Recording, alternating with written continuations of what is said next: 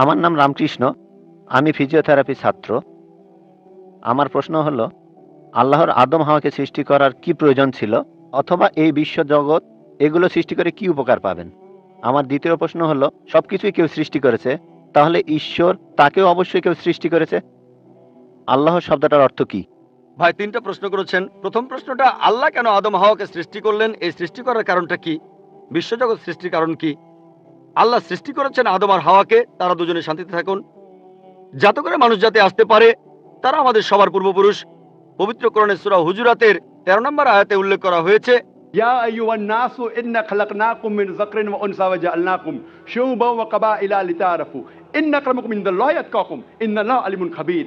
হে মানুষ জাতি, আমি তোমাদের সৃষ্টি করেছি এক পুরুষ ও এক নারী হতে, আর তোমাদের বিভক্ত করেছি বিভিন্ন জাতি আর গোত্রে, যেন তোমরা অন্যের সাথে পরিচিত হতে পারো। এই জন্য নয় যে অন্যকে ঘৃণা করবে। আর আল্লাহর কাছে অধিক মর্যাদার সম্পন্ন সেই ব্যক্তি যার আছে তাকওয়া। আল্লাহ যেটার মাধ্যমে মানুষের বিচার করেন, টাকা পয়সা নয়, গায়ের রং নয়, জাতি বা গোত্র নয়, ধর্মমত নয়, সেটা হলো তাকওয়া। সেটা হলো আল্লাহকে মানা, ন্যায়পরায়ণতা, ধার্মিকতা। তাহলে আদম আর হাওয়া আলাইহিস সালাম, তারা আমাদের সবার পূর্বপুরুষ।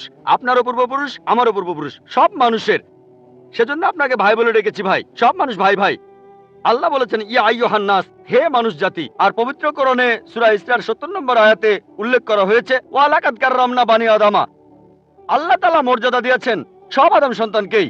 হোক আপনি জন্ম নেন ইন্ডিয়ায়, আমেরিকায়, ইংল্যান্ডে, জন্মান কোনো হিন্দু পরিবারে বা মুসলিম পরিবারে বা খ্রিস্টান পরিবারে, আল্লাহ বলেছেন তিনি সব মানুষকে মর্যাদা দিয়েছেন।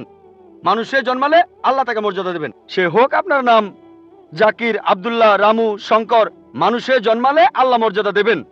আপনার প্রশ্নতে আসি, কেন আল্লাহ তাআলা মানুষ সৃষ্টি করলেন? আল্লাহ মানুষ সৃষ্টি করেছেন কারণ আল্লাহ বলেছেন মানুষ হলো আল্লাহ সৃষ্টির মধ্যে সেরা। আল্লাহ তাআলা অন্য যা কিছু সৃষ্টি করেছেন তা আল্লাহকে মানে।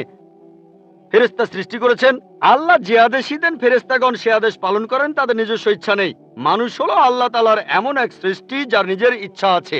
আমরা তার কথা মানতেও পারি, নাও মানতে পারি। তাই আল্লাহ আমাদের সৃষ্টি করেছেন, আমরা হলাম তার সৃষ্টির সেরা, আশরাফুল মাখলুকাত। তবে আমরা আল্লাহ তাআলার কথা মানতে পারি, নাও মানতে পারি। যদি আল্লাহর আদেশ মানেন তাহলে জান্নাতে যেতে পারবেন, তাহলে বেহেশতে যাবেন, স্বর্গে যেতে পারবেন। যদি আদেশ না মানেন তাহলে জাহান্নামে যাবেন, দোজখে যাবেন।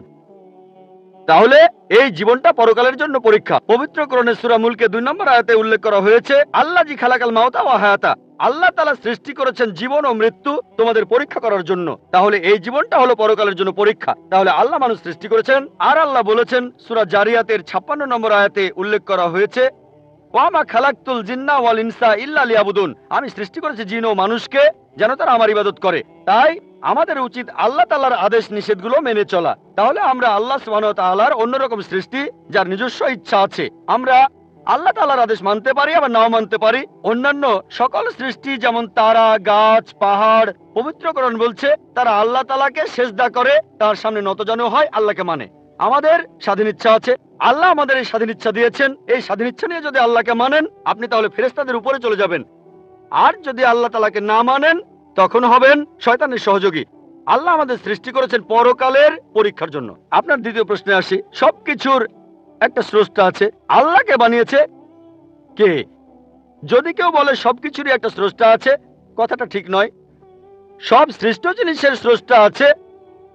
আল্লাহ তাআলার সংজ্ঞা হচ্ছে তাকে কেউ সৃষ্টি করেনি। যখনই বলবেন কে আল্লাহকে বানিয়েছে, সে আল্লাহ নয়।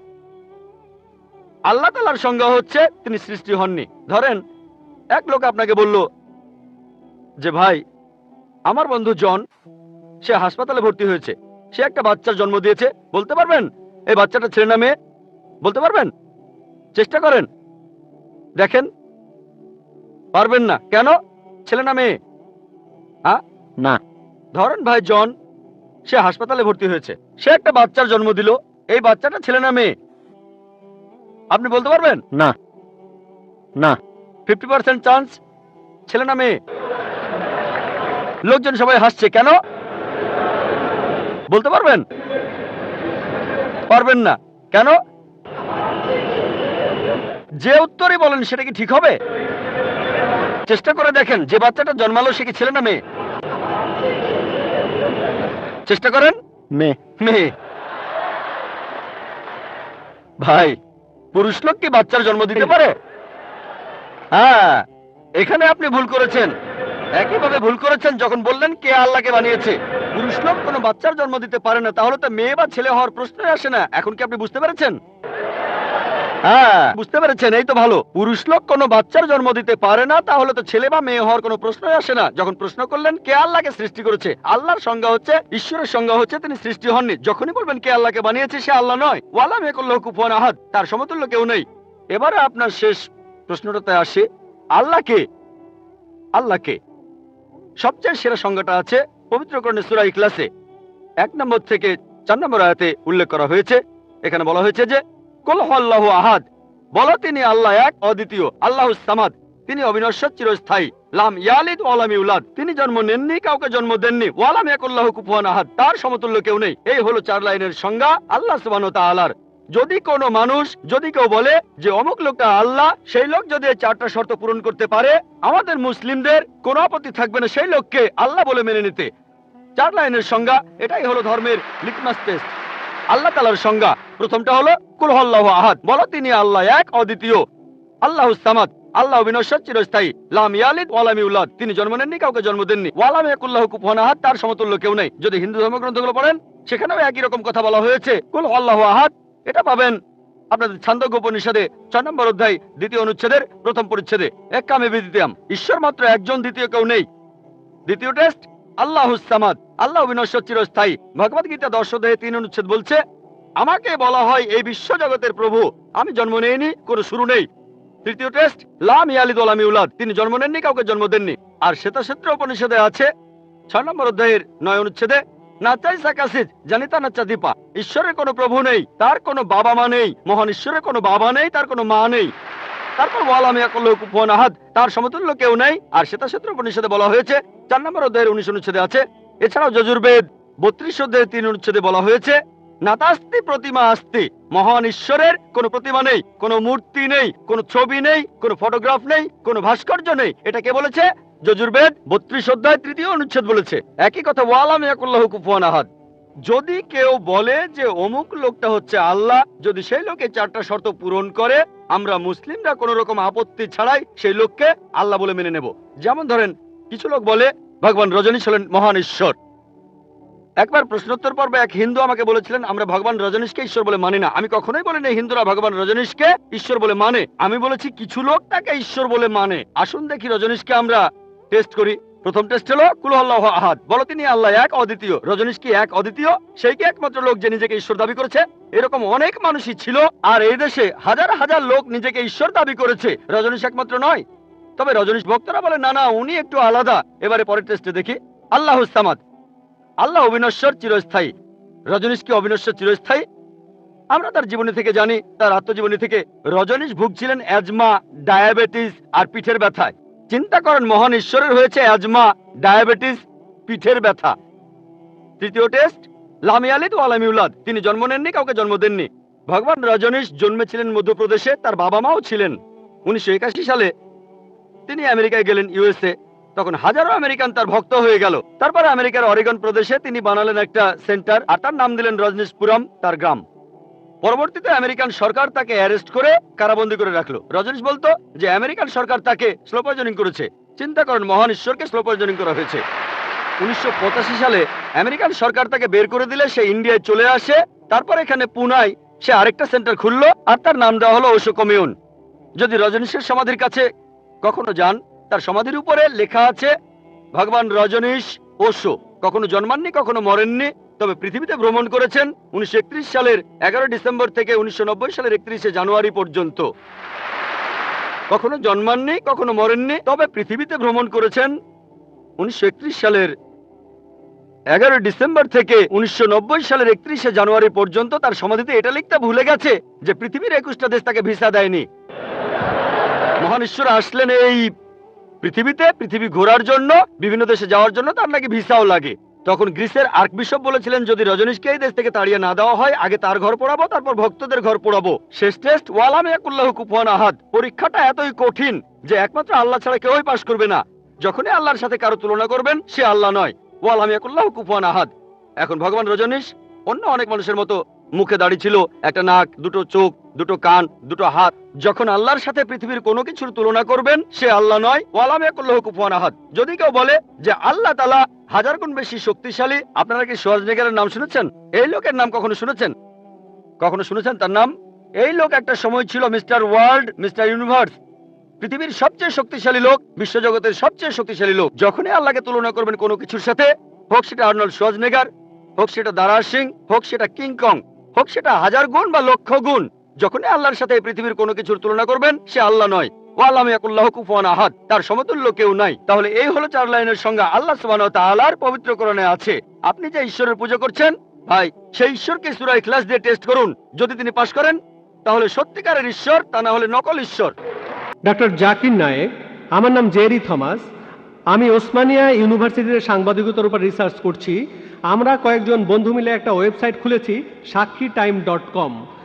আপনার কাছে আমার প্রশ্ন, 1 নাম্বার, আমি সবসময় জানতাম যে হাদিস ছাড়া কোরআন অসম্পূর্ণ। এখন আপনি অন্য ধর্মগ্রন্থের কথাও বললেন, আপনি বাইবেলের কথাও বললেন, কিন্তু বাইবেল বলছে যে যীশুখ্রিস্টকে বিশ্বাস করে না সে খ্রিস্ট বিরোধীদের দলে সামিল হয়। এটা একটা ভবিষ্যৎবাণী। আমি এমনও শুনেছি যে হাদিস বলছে যে মোহাম্মদ জাদুবিদ্যার সাহায্য নিয়েছিল। এখানে আপনার বক্তব্যটা কি? ভাই, আপনি প্রশ্ন করলেন আর আপনি বেশ কিছু মন্তব্য করলেন। আপনি বললেন যে আপনি জানেন যে হাদিস ছাড়া পবিত্র কোরআন অসম্পূর্ণ। এখানে আপনি অন্য ধর্মগ্রন্থের কথা শুনলেন, তার মানে উনার মতে বাইবেলের উদ্ধৃতি দিলে সে কথা মানতে হবে। আর বাইবেল বলছে যিশু বা ঈসা আলাইহিস সালামকে যে বিশ্বাস করবে না সে দোজখে যাবে, ইত্যাদি ইত্যাদি। এখানে আমার মন্তব্য কি? 1 নম্বর পয়েন্ট, হাদিস ছাড়া পবিত্র কোরআন অসম্পূর্ণ নয়। কোরআন একটা স্বয়ং সম্পূর্ণ বই। তবে কোরআনের কথাগুলো বুঝতে গেলে আপনাকে এগুলোর ব্যাখ্যা পড়ে দেখতে হবে। আর হাদিস হলো পবিত্র কোরআনের ব্যাখ্যা, যে কথাগুলো বলে গিয়েছেন নবীজি সাল্লাল্লাহু আলাইহি সাল্লাম। পবিত্র কোরআন একটা সম্পূর্ণ বই, আলহামদুলিল্লাহ স্বয়ং সম্পূর্ণ।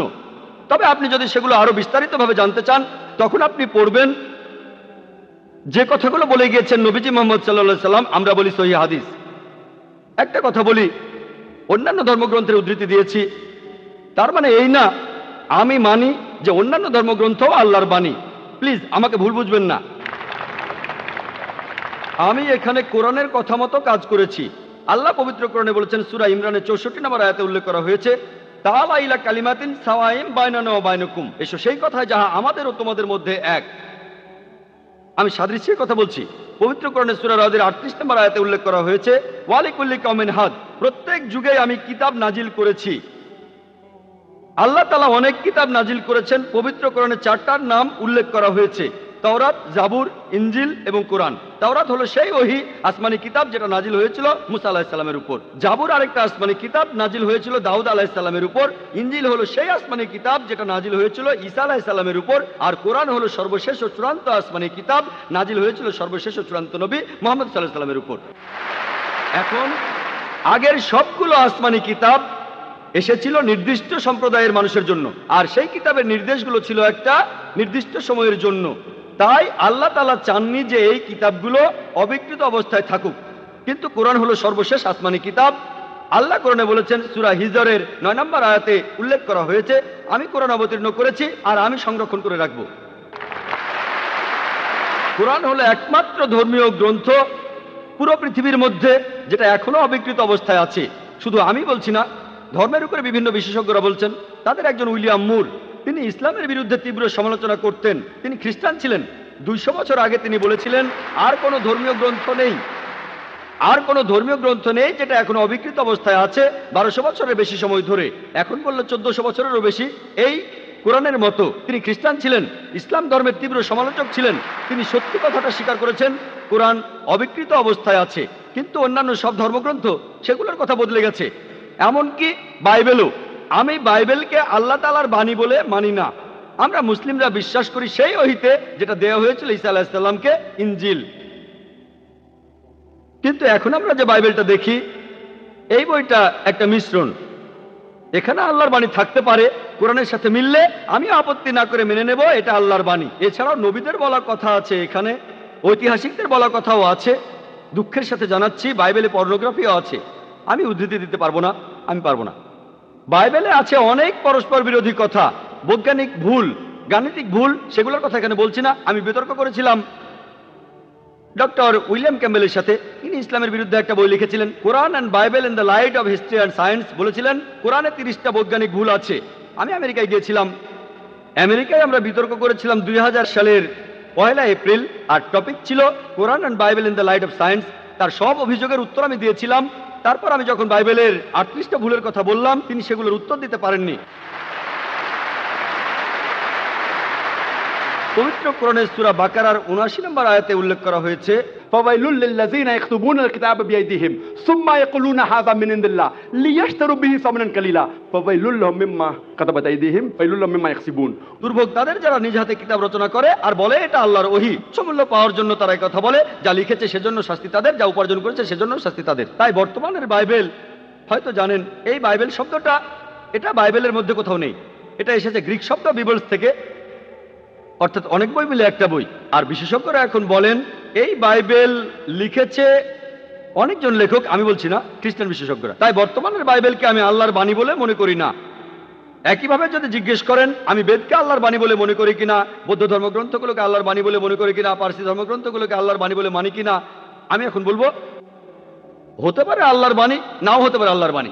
আল্লাহ সুবহানাহু ওয়া তাআলা অনেক ওহী নাজিল করেছেন, অনেক কিতাব, কোরআনের 4টার নাম উল্লেখ আছে, তবে এছাড়াও আছে যেমন সুফে ইব্রাহিম, এরকম অনেক আছে। আমি এখানে বলবো হতে পারে হিন্দু ধর্মগ্রন্থ হতে পারে আল্লাহর বাণী, হতে পারে বৌদ্ধ ধর্মগ্রন্থ, সেগুলো আল্লাহর বাণী, তারপর পারসি ধর্মগ্রন্থ আল্লাহর বাণী হতে পারে, কিন্তু আসমানি কিতাব হলেও সেগুলো নির্দিষ্ট জাতি আর নির্দিষ্ট সময়ের জন্য। এখন আপনি মানবেন সর্বশেষ ও চূড়ান্ত কিতাব, সেটা হলো পবিত্র কোরআন। তাহলে প্রত্যেক মানুষই, হোক তার দেশ ইন্ডিয়ায়, আমেরিকাতে, কানাডায়, ইংল্যান্ডে, সিঙ্গাপুরে, সৌদি আরবে, প্রত্যেক মানুষই সর্বশেষ ও চূড়ান্ত ওহী মানবে, অর্থাৎ পবিত্র কোরআন আর সর্বশেষ নবী মুহাম্মদ সাল্লাল্লাহু আলাইহি সাল্লামকে মেনে চলবে। আমি বলছি না যে হিন্দু ধর্মগ্রন্থগুলো আল্লাহর বাণী, আর আল্লাহর বাণী হলেও সেটা নির্দিষ্ট সময়ে নির্দিষ্ট জাতির জন্য ছিল। হিন্দু বিশেষজ্ঞরাও বলেন তাদের ধর্মগ্রন্থ পরিবর্তন হয়েছে, বৌদ্ধ বিশেষজ্ঞরাও বলেন তাদের ধর্মগ্রন্থ পরিবর্তন করা হয়েছে। প্রত্যেক ধর্মের বিশেষজ্ঞরাই, শুধু ইসলাম বাদে সবাই বলে যে তাদের ধর্মগ্রন্থে পরবর্তীতে কথা বদলানো হয়েছে, পরিবর্তন করা হয়েছে। তবে আমি যদি এখানে তর্কের খাতিরে মেনেও নেই এটা আল্লাহ তাআলার বাণী, যদি এমনটা হয় আর সেই ধর্মের অনুসারীরা তারা মানে এটা আল্লাহ তাআলার বাণী, তাহলে সেই ধর্মগ্রন্থ তাদের অক্ষরে অক্ষরে মানা উচিত। বৌদ্ধরা যদি মানে তাদের ধর্মগ্রন্থ আল্লাহ তাআলার বাণী, হিন্দুরা যদি মানে তাদের ধর্মগ্রন্থ আল্লাহ তাআলার বাণী, খ্রিস্টানরা যদি মানে তাদের ধর্মগ্রন্থ আল্লাহ তাআলার বাণী, তাহলে আপনাদের ধর্মগ্রন্থেই বলা হয়েছে আপনাদের মেনে চলতে হবে সর্বশেষ নবীর কথা, মুহাম্মদ সাল্লাল্লাহু আলাইহি সাল্লামের কথা। আপনি তো মনে করেন এটা আল্লাহ তাআলার বাণী, আমি মনে করি হতেও পারে আবার নাও হতে পারে। আপনি মনে করেন সেটাই আল্লাহ তাআলার বাণী, তাহলে আপনি সেটার কথা মেনে চলেন। সর্বশেষ আর চূড়ান্ত নবীকেও আপনি বিশ্বাস করেন। আমি আগেও বলেছি, পবিত্র বাইবেলের গসপেল অফ জন 16 নম্বর অধ্যায়ের 12 থেকে 14 অনুচ্ছেদে আছে, ঈসা আলাইহিস সালাম বলছেন, আমি তোমাদের অনেক কথা বলতে চাই, কিন্তু তোমরা সেটা এখন বুঝতে পারবে না, কারণ যখন সত্যের আত্মা তোমাদের সামনে আসবে সে তোমাদের সত্যের পথে নিয়ে যাবে। সে তার নিজের কথা বলবে না, যা শুনবে সে কথাগুলোই বলবে। সে তোমাদের ভবিষ্যতের কথা বলবে, আমাকে মহিমান্বিত করবে। এ মানুষটা কে? মুহাম্মদ সাল্লাল্লাহু আলাইহি সাল্লাম। মুহাম্মদ সাল্লাল্লাহু আলাইহি সাল্লাম বাদে আর কোন নবী ঈসা আলাইহিস সালামকে কি মহিমান্বিত করেছেন?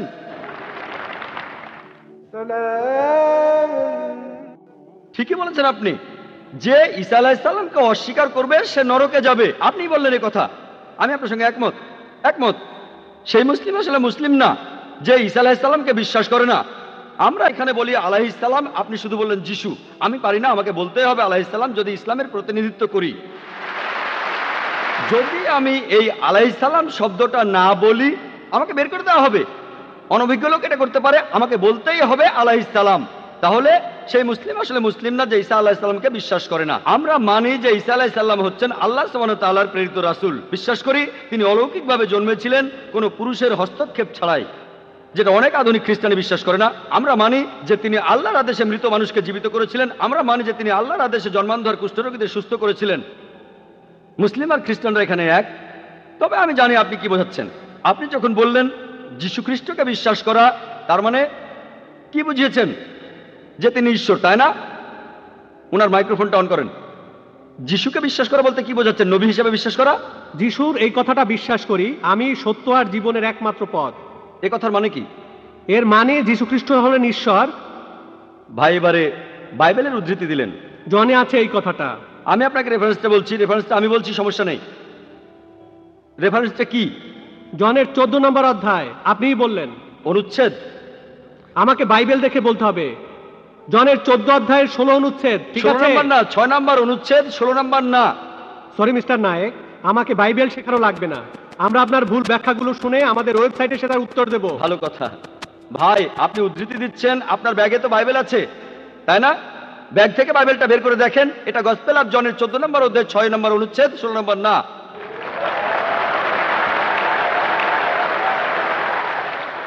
আর আপনি বললেন ঈসা মসীহ আলাইহিস সালাম তিনি বলেছেন যে তিনি ছিলেন ঈশ্বর।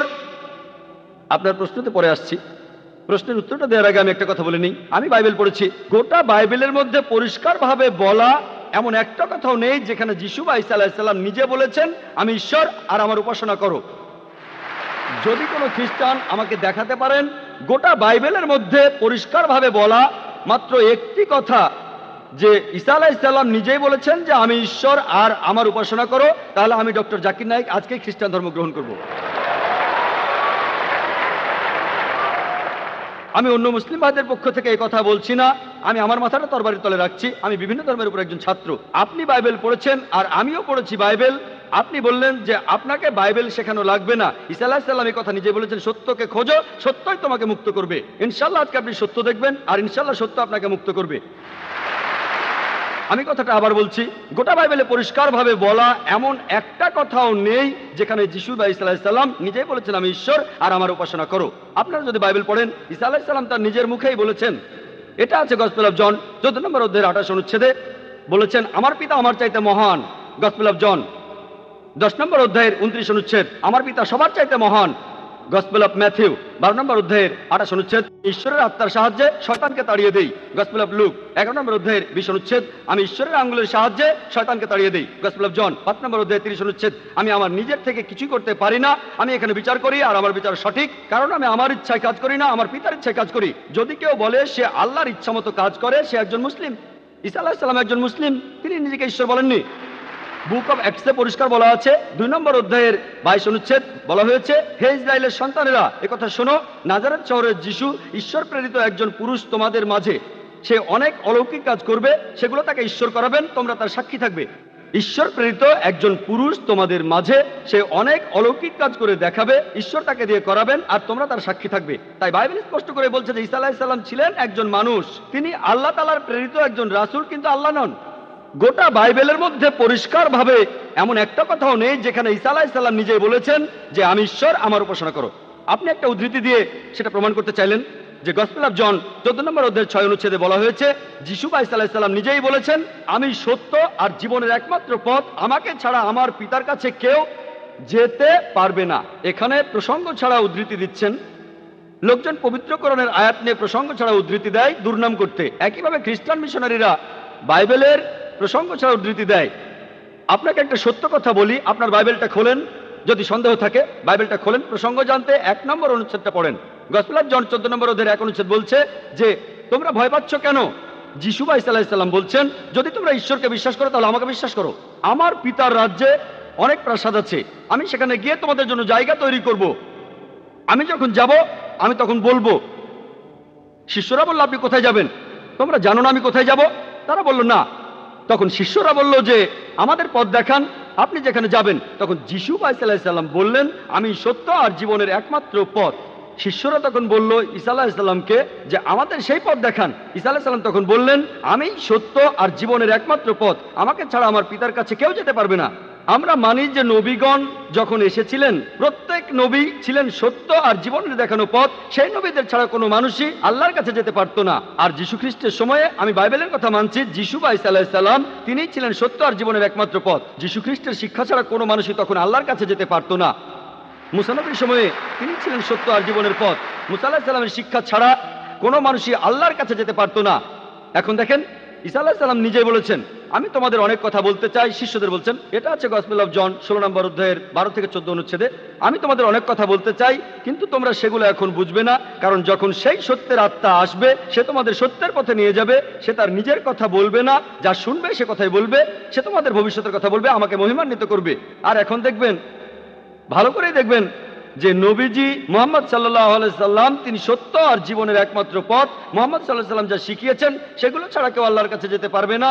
আর মুহাম্মদ সাল্লাল্লাহু আলাইহি সাল্লাম ছিলেন সর্বশেষ আর চূড়ান্ত নবী। এখনকার দিনে দেখবেন হোকসাই লোক বাস করছে আমেরিকায়, কানাডায়, ইংল্যান্ডে, ইন্ডিয়ায়, সৌদি আরবে, পৃথিবীর যেখানেই থাকুক, এখনকার দিনে সবার জন্য মোহাম্মদ সাল্লাল্লাহু আলাইহি সাল্লাম তিনি হলেন পথ, সত্য আর জীবনের।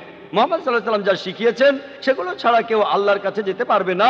আর প্রায় সব ধর্মগ্রন্থ এরকম কথা বলছে, এমনকি বাইবেলও। আশা করি আপনি সত্যটা জানতে পেরেছেন, আর ইনশাআল্লাহ আপনি সত্যের কাছে এসেছেন, সত্য আপনাকে মুক্ত করবে।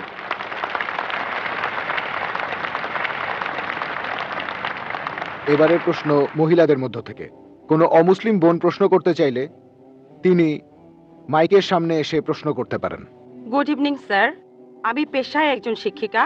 এছাড়াও আমি ইসলাম ও অন্যান্য ধর্ম নিয়ে রিসার্চ করি। আপনার নামটা কি জানতে পারি? আমি নীলিমা। আপনার লেকচারের জন্য অসংখ্য ধন্যবাদ। তবে আমি কিছু ব্যাপারে একটু জানতে চাই। যেমন আপনি ভবিষ্যৎ পুরাণের কথা বললেন, 3য় খণ্ডের 3য় অধ্যায় 5 থেকে 8 নম্বর শ্লোক। আমি আপনাকে আরেকটা ব্যাপার জানিয়ে রাখি যে হয়তো আপনিও এটা জানেন। ধরেন ঈশ্বর যে নবীকে পৃথিবীতে পাঠান, সেই নবী তার উদ্দেশ্যে বলা ভবিষ্যৎবাণীগুলো পূরণ করবেন। যদি সেই নবী অর্ধেক বা তার কম ভবিষ্যৎবাণী পূরণ করেন, তাহলে তাকে নবী বলা যাবে না। এটা একটা সাধারণ যুক্তির ব্যাপার। এবারে ভবিষ্য পুরাণার কথা বলি।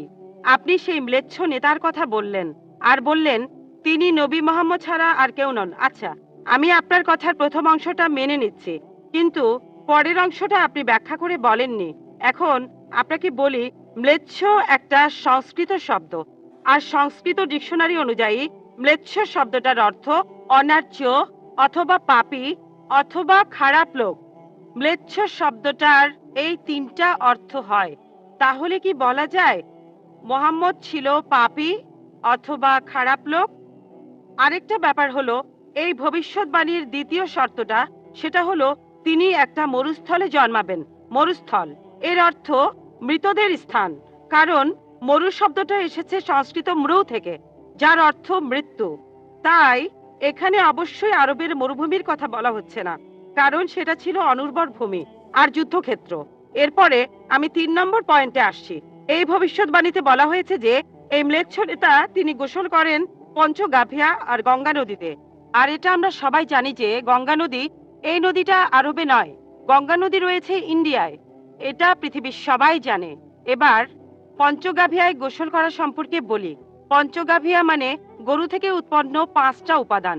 এই উপাদানগুলো হলো দুধ, দই, ঘি, প্রস্রাব, গোবর। এখন ভবিষ্যৎবাণীটাকে সত্যি হতে গেলে এই কথাটাও তাহলে সত্যি হতে হবে।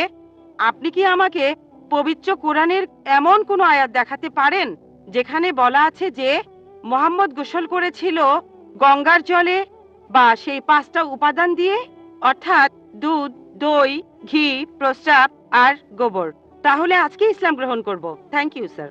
বোন, আপনি ঠিক বলেছেন যে ভবিষ্যৎবাণীর কথা বলা হচ্ছে, যদি তার অর্ধেকের বেশি পূরণ না হয় তাহলে ভবিষ্যৎবাণী ভুল। আমি একমত বোন, আপনার সঙ্গে একমত। আমি আপনার 3টি প্রশ্নের উত্তর দেব, দেখা যাক আজকে আপনি ইসলাম গ্রহণ করেন কিনা। এটাও হতে পারে আপনি আমার সঙ্গে একমত হবেন না। আমি যা বলবো আমি একমত। ম্লেচ্ছ এই শব্দটার 3টি অর্থ আছে। ম্লেচ্ছ এর একটা অর্থ হলো অনার্য অর্থাৎ বিদেশি, আরেকটা অর্থ হচ্ছে পাপী, আরেকটা অর্থ হলো খারাপ লোক। আর দেখবেন ইন্ডিয়ায় হিন্দুরা সাধারণত মুসলিমদের বলে থাকে ম্লেচ্ছ। তারা যখন এভাবে বলে তারা আসলে বোঝায় পাপী আর খারাপ লোক, কিন্তু এর আরেকটা অর্থ হলো বিদেশি। যখন আমি লেকচারে কোনো ধর্মগ্রন্থ থেকে উদ্ধৃতি দেই, সেখানে একটা শব্দের যদি অনেক অর্থ হয়, ব্যাপারটা এমন না ধরেন শব্দটার 4টা অর্থ আছে, তার মধ্যে 3টা অর্থ এখানে খাটে না, মাত্র একটা ঠিক হলেও অর্থ সঠিক হতে পারে। যেমন ধরেন কোরআন বলছে তোমরা শূকর খেও না। আজকে যদি ডিকশনারি খোলেন, এই শূকর শব্দটার একটা অর্থ হলো পুলিশ অর্থাৎ পুলিশ অফিসার, তাহলে একটা অর্থ শূকর, আরেকটা অর্থ পুলিশ অফিসার। তবে কোরআন বাইবেল এটা বোঝায়নি। বাইবেলে বুক অব লেভিটিকাস 11 অধ্যায়ের 7 থেকে 8 অনুচ্ছেদে আছে, বুক অব ডিউটেরোনমি 14 অধ্যায়ের 8 অনুচ্ছেদে আছে, বুক অব আইজায়া 65 অধ্যায়ের 2 থেকে 5 অনুচ্ছেদে আছে, বলা হয়েছে তোমরা শূকর খেও না, কিন্তু পুলিশকে বোঝায়নি বাইবেল। যদি আপনি বিভিন্ন ধর্মের ছাত্রী হয়ে থাকেন, যদি 10টা অর্থ থাকে সেখানে একটা অর্থও খাটে, দেখতে হবে সেটা সঠিক কিনা। 2টো সঠিক হতে পারে, 3টা সঠিক হতে পারে, সবগুলো সঠিক হতে পারে, কিন্তু যদি মাত্র একটা অর্থ সঠিক হয় এতেও ভবিষ্যৎবাণীটা ফলে যেতে পারে। আমি আপনার সঙ্গে একমত যে ম্লেচ্ছ এর একটা অর্থ অনার্য, ইন্ডিয়ানদের দিক থেকে একজন বিদেশি।